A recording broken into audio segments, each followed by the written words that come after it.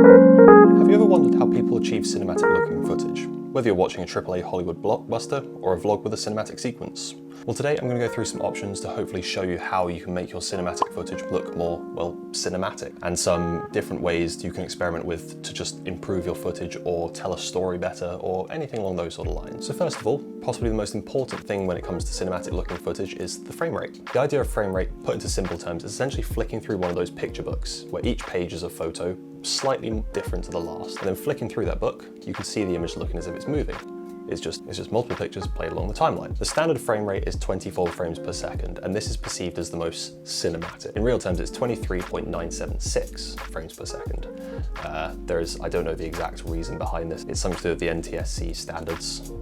I do know about it, but I don't know enough about it to teach you about it, so I'm not going to bother. So all cinematic footage is generally shot in 24 frames per second unless some stylistic choice has changed that.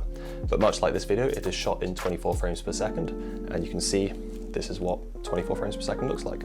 Shot, edited, and uploaded in. Frame rate is also used to control speed and motion of the footage, where 24 frames per second played at 24 frames per second in playback, you're looking at real life. You're looking at the way things were recorded at. If you shot at 60 frames per second or 120 frames per second, and then interpreted that footage in your editing software to play back at 24 frames per second, you'll be playing back at 24 frames per second, your clip will appear a lot slower.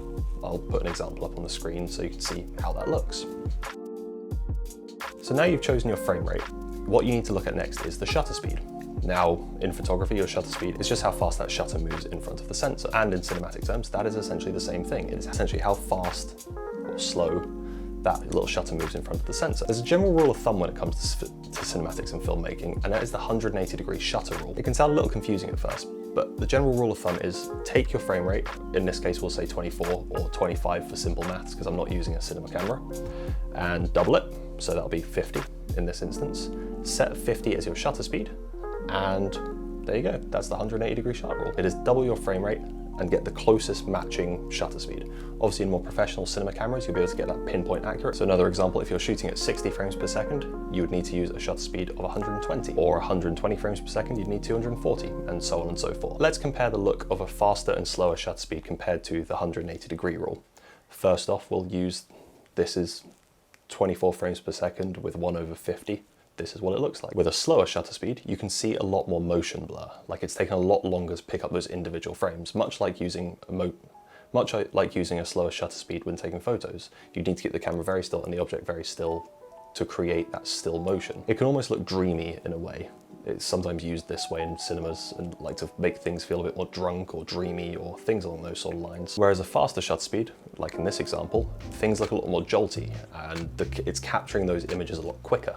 So it's capturing very unnatural motion blur, which our eyes are used to, like for the 24 frames per second. You should definitely try experimenting with this because it can work really well for certain projects and it can allow you to really accentuate and motivate some certain aspects of your cinematics. So when shooting at slower shutter speeds such as 1/50, you're going to be allowing in a lot of light onto the sensor. And to combat this, you could lower your f-stop a little bit to f16, f20, but then in that instance you do lose your nice depth of field which you might want in your footage. Or you can adjust the ISO, bring it down to ISO 100, but there's only so far that it can go and sometimes there is just too much light, especially in the middle of the day. So in that situation you want something external, and in this case you'd use an ND filter or a neutral density filter. Now the basic idea of a neutral density filter is that it is sunglasses for your camera. The simplest way to put it.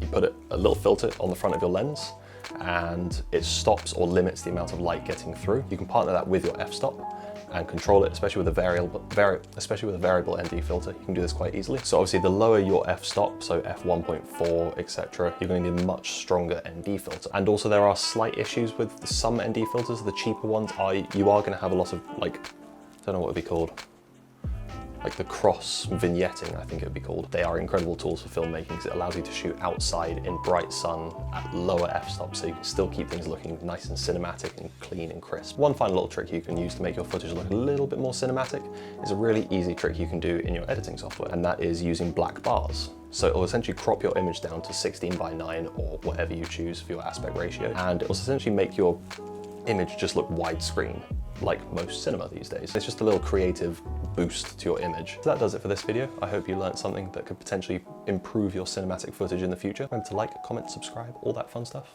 and I shall see you in the next video. Peace.